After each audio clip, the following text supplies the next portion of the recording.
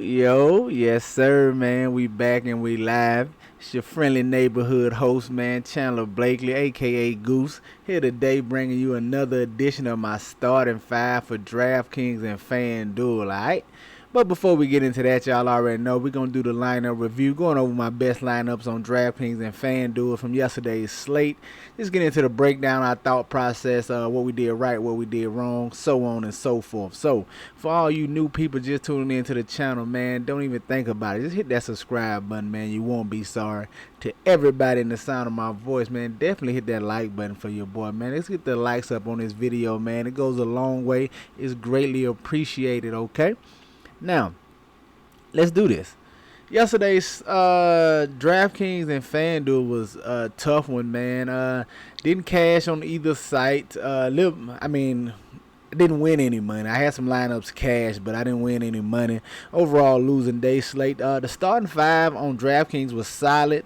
FanDuel, not so much. If you caught that starting five on DraftKings, should have had you in a position to make some money. It was very solid. Hopefully, you caught the update. The only downside of our starting five on DK was Lonzo Ball laying the egg. But outside of that, it was very solid. If you caught the update, I had Terrence Davis in there originally, but when the starting lineup came out, he wasn't starting. We pivoted to Duncan Robinson. So hopefully you made that change and you got that in. The starting five should definitely have you in position to make some money on yesterday. But here's my best lineup. This is the $1.20 max right here. Put up $275.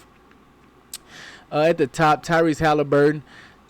Wanted to go back to him at 22%. The price dropped on it at 58 to 5,800. In this matchup with the Cleveland Cavaliers, thought he was in a nice spot to give us a good performance here. Didn't quite work out that way as the Kings got easily handled by the Cavs here. At the shooting guard, Monty Brooks, I was all over him yesterday. He was in the starting five.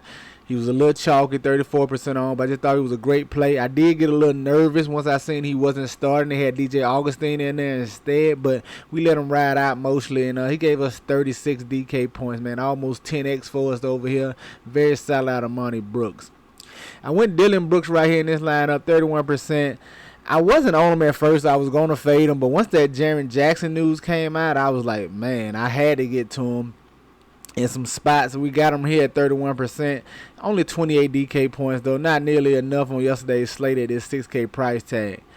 Power 4, I went Kyle Anderson. This was another late swap right here. Once Jaren Jackson got ruled out, I figured I had to get some exposure on Kyle Anderson. I was fading these two guys at first. I didn't have Brooks or Anderson, but once that Jaren Jackson news got out, I said I had to go over there and get some of that. So I got Kyle Anderson right at 29% over here, 37 DK points, man. Very solid from Kyle Anderson. At my center, man, I went Vucevic right here. He killed this lineup, man. Got him at under 8% on in this matchup against the Miami Heat. I thought he could be able to have a nice game down low. Going against Detman, thought he would be in line for a nice double-double, especially with no DeRozan and the Bulls being so short-handed. I knew he could see a lot of minutes, should be an uptick in usage, but it didn't quite work out in our favor, man, as he only gave us 25 DK points over here from Vucevic, man. It really hurt this lineup. At my other guard spot, I went Jordan Poole, 7%, just trying to get another low-on guy, trying to pivot away from some of the chalkier plays. Jordan Poole was like my early pivot from Jaylen Brooks. So I kept him in right here, got him at, like I said, under 8% on. He gave us 32 DK points. Very solid for 5,700 Jordan Poole in this matchup. At my other forward, I went Troy Brown Jr., 3,100. It was so many value plays yesterday, man. Troy Brown, Duncan Robinson, PJ Tucker. It was so many 3K value plays yesterday. I tried to get to a lower owned one in this spot right here in Troy Brown Jr., 3,100. Very solid effort from him. Gave us 23 DK points right here, but didn't outperform some of the other chalkier guys like Tucker, like Robinson. So could have used one of them here in this spot. And then my center, man, just paid up. I did like most people, paid up to Jokic yesterday, man. None of the other superstars were really on the slate. He was the best pay-up option. I had some Embiid as well, too.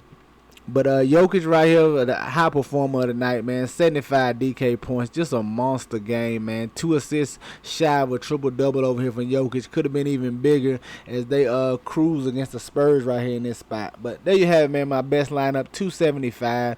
Like I said, man, we just gotta tighten up the rest of our lineup building process. The starting five was very solid on DK. If you, like I said, if you got it, should have put you in position to make some money. We just gotta tighten up a little bit on filling out the rest of our lineup. Let's take a look at the winning lineup in this contest. This team sucks. The irony with the winning lineup over here at 352. He had Monty Brooks in the play we was on. Darius Garland, a guy we liked as well. I had Garland in some spots at 16% on with a 50 burger. Nice. Duncan Robinson. I don't know how he was not higher on in this contest, man. I had a lot of Duncan Robinson yesterday too. 16% on, man. 33 points right here. I expect him to be a little higher right here, but solid. Kyle Anderson, understandable chalk. Dedmon is a play that really set him apart right here. This 4,500, and I can see how he got to it. Playing against Vooch, they don't have any other big bodies outside of Dedmon, so he's the biggest body they had. He probably got extra run in there guarding and defending Vooch right here. But this is the play that really set apart his lineup. The rest of these plays, you could have easily got to. And as you can see, they're kind of chalky. 52%, 31, 25, 29 right here for Anderson, 34 for Brooks. Dedmon is the play that set him apart with the 44, man. Right at 10x right here, Dedmon really set this lineup apart. But outside of that, man, this lineup is very buildable, man. Like I said, a lot of the chalk just mixed in some lower owned pieces here. And that's how you get this 352. Nice lineup from this team sucks right here. Let's go take a look at Fanduel and see how we fared over there. Fanduel, my best lineup, came in a quarter contest. 312 right here. Got Donovan Mitchell at the top, 17% on. He gave us 37, man, as they blew out the Wizards, man. He started out, he was playing nice, man. If the Wizards could have kept this game close, Donovan Mitchell would have gave you a really nice performance. But the blowout here hurt his ceiling performance, and at 17%, we needed this game to be a little closer. But 37 was okay from him, but not nearly enough. Point guard, man, went Kyle Lowry right here. 44 DK points, man. Very solid. He was chalky over here, 47% on, but very solid play from Kyle Lowry with a nice double-double. 14 assists for the man. At the shooting guard, Monty Brooks, he was chalkier over here on FanDuel as well, 30%, but I feel like you just had to get to him. I feel like he was a great play yesterday. 33 FanDuel points, very solid from him. At my shooting guard, I went Zach LaVine over here, man. Like I said, I played a lot of Vooch on DraftKings, so you know how I like to do on FanDuel. I went to Zach LaVine. I felt like one of them could have a big game with no DeRozan and them being so shorthanded, but I also thought the game would be closer against the Miami Heat. I didn't expect a blowout here, but Zach LaVine, solid effort. Another guy who probably would, if this game is close, he'd give you a much bigger performance, but Zach LaVine, 46 FanDuel points here at 22% ownership. Very solid. Tyler Hero at the small forward. Now, this in hindsight, this was a little dumb on my part. I could have built a better lineup here. Going Lowry and Hero here, they kind of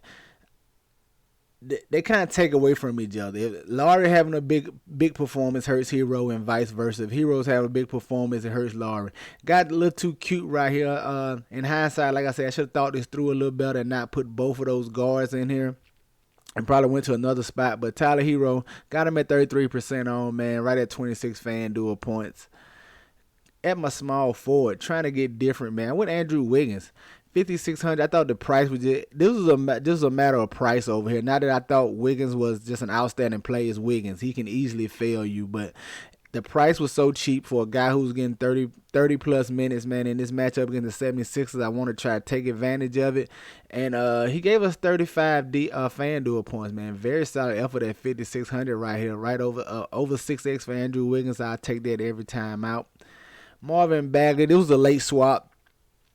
Once I saw Marvin Bagley was in the starting lineup, I locked him in over here on FanDuel, hoping that he could possibly finally see 30 plus minutes, and I thought if he did, he could give us a big performance at his salary over here. Got him at 18% on, but he did it, man. 18 FanDuel points, not nearly enough. I should have stayed where I was, but that swap to Marvin Bagley hurt this lineup a little bit.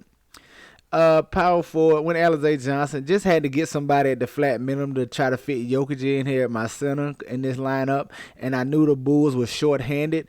With all those guys out for injury and COVID protocols, I felt like he could get some playing time, maybe quite possibly, but it didn't work out. Only one rebound over here, only for one Fanduel point, man. Just getting way too cute, trying to jam in Jokic over here, but Jokic was a man. 71 Fanduel points, 43% on, man. 312 right here. Like I said, my best lineup in this contest. Let's look at the winning lineup in this quarter contest over here. Baron Riley. Oh, he tied. He put the same lineup in twice. Okay. Big money for Baron Riley. I see you, my guy. Let's get down. Let's look at this lineup and see what he did. Tyus Jones, okay. 27% on. Solid play. Lowry or Monty Brooks was on those guys. Garland, another guy was on the Buddy Hield play is interesting right here. This is the play that sets him apart. Playing a guy that hasn't been playing that much and hasn't been playing well as of late, sneaking him in here, got him at 6% on, man. This is the play that set him apart right here. Buddy Hield, very solid, 36. This might be an optimizer play. I don't think you're getting Buddy Hield in hand building. This probably more than likely optimized lineup here. But yeah, the rest of this lineup very gettable as well. Buddy Hield, like I said, that's the lineup that set this play. That set this lineup apart. You can see most of his guys 28%, 47% on, 30% on, 20% on. Garland, 41%. See, you don't have to fade all the chalk, and never fade the chalk just to fade it, guys. Fade it. If you're going to fade the chalk, make sure it's a legitimate play, a play that has the potential to match the player that you're fading, has the potential to match their upside or match their production. So you don't have to go completely crazy and get all under 10% on guys. 9 times out of 10, that doesn't work out too well. You're going to need some chalk. You just want to assess the chalk and determine how good it is and is it being over-owned. But very solid lineup right here from Baron Riley, 384, man. I like it. Like I said, the only interesting play here is Buddy Hield, man. Outside of that, every other play is solid. He kind of got a Memphis stack going with Tyus Jones, Brooks, and Anderson. He got all those Memphis starters, which makes sense with Jaren Jackson being out. All the guys that's going to play 30-plus minutes. So, very solid lineup right here for Baron Riley. But, all right. Enough of that, man. Let's get to this Sunday 5-game slate, man. Let's go and knock this out. Get ready to watch my Cowboys whoop this Washington football team today, man. At the top 5-gamer, a lot of injury news. We got a lot of plays out. And the guy that's going to be undoubtedly be chalky, Jaylen Brunson at the point guard, 5,300. No Luka. Expect him to step into the starting point guard role and get all the chances at production he wants, man. He should be the primary ball handler, setting the offense up. And Jaylen Brunson at 5,300 is going to be very chalky. He didn't, if I recall, let's see, I don't think he did that great of a job last time Luka was out. He hasn't given you like a super big performance since, and just about over close to a month, man. But you know his potential. He has 40-point upside. She'll see 30-plus minutes in his matchup against the Thunder. No real defense over there to talk about for the Thunder. I like Jaylen Brunson at 5,300 like I'm sure a lot of people going to like him. But I think it's good chalk getting to him in this matchup right here. Coming in as shooting guard, I want to go to Patty Mills here. Another superstar out tonight. We have Harden out, so Doncic and Harden is out, taking away from some of the pay-up options. But I expect Patty Mills here. It's always risky. He's strictly a scorer, so it's risky going to him, but I'm okay with it because Harden being out, he should soak up some of those extra shots. You know what I mean? A lot going to go to Durant, but Patty Mills should get some as well. He should be the 2B scoring option right here for these Brooklyn Nets tonight. It's going to be Durant first, and then probably him and Aldridge tied at the number two offensive options for this Brooklyn Nets team. And I like getting the Patty Mills. Curious to see what this starting lineup going to be. I think Patty Mills moves to the point guard because I can't see him starting Javon Carter or the Cameron Thomas. I don't really see one of those guys starting. They elect to keep them coming off the bench. And maybe Bruce Brown. I imagine it's Patty Mills at the point guard, Bruce Brown at shooting guard, Bembry, Durant, and then Aldridge. I imagine that's the starting lineup for Brooklyn. But either way, no matter who they start at point, Patty Mills is in the starting lineup, and I'm going to like him getting extra shots with no Harden at 4,900. Coming in at small forward, I want to look at Norman Powell, man. 6,200. He's probably my favorite play right now on DraftKings. I know there's talk of Damian Lillard coming back, but that doesn't matter. I'm gonna take Norman Powell because here's why: 6,200. The Portland Trailblazers are starting to get back healthy, but they still kind of shorthanded. The C.J. McCollum is still out. So if Lillard is out, Norman Powell is going to be the number one scoring option for the Portland Trailblazers. We saw him take 20-plus shots over the last two games. He's going to be their primary scoring option. If Lillard is in, Powell's going to be the number two scoring option. So it doesn't matter either way. I like this price at 6,200. One of the best fantasy environments on the slate. This game right here and that Pelicans-Spurs game, I think are two of the best fantasy environments on the slate on this Sunday. So I definitely want to get a piece of Norman Powell right here, man, at 6,200. One of my favorite plays on DK right now. At the power forward, man, just give me Kristaps Porzingis. 8K, no Luka. He's the primary candidate to soak up all that usage and shot that Luka, and all those shots Luka got. Give me Porzingis at this 8K. Going against OK City Thunder, he's going to be a matchup nightmare for him over there. They don't have a body to throw at him. He should be able to have his way, man. We could see a really big performance from Kristaps Porzingis. I love him as well at DK at this 8K price tag. Coming in at my center, man, I want to look at Mo Bamba, 6,400. Yes, Mo Bamba going against the Los Angeles Lakers. Looking up-pace matchup against the Lakers. Ironically, the Lakers haven't been rebounding the ball all that great this year. You would think with Howard and Anthony Davis and even Russell Westbrook on the team, they would be probably, you would think they would be top 5 in rebounding in the NBA. Which they are not. So with them struggling on the glass, possibly no AD as well, I want to look to Mo Bamba here, man. He's been struggling, hasn't given us a big performance as of late, but this pace-up matchup against the Lakers team who's lacking on the defensive end, I think we have a big potential for Mo Bamba to have a nice double-double here at 6,400. And if he can throw in a few blocks, man, we can see him reach 35, 40 points at this 6,400 price tag. But I like getting the Mo Bamba against these Los Angeles Lakers here. All right, there you have it, man. My starting five for DraftKings: Jaylen Brunson, Patty Mills, Norman Powell, Kristaps Porzingis, and Mo Bamba. Let's go take a look at Fanduel, seeing what I'm feeling over there. All right, coming in on Fanduel, man. If it ain't broke, don't try to fix it. We're going to run the same thing over on Fanduel. Give me Jaylen Brunson at my point guard and give me Patty Mills. Just trying to take advantage of both of these teams. Two of their one of their high usage players being out. Doncic for Dallas and Harden being out for Brooklyn. Give me the two guys I expect to fill in a bigger role for those two.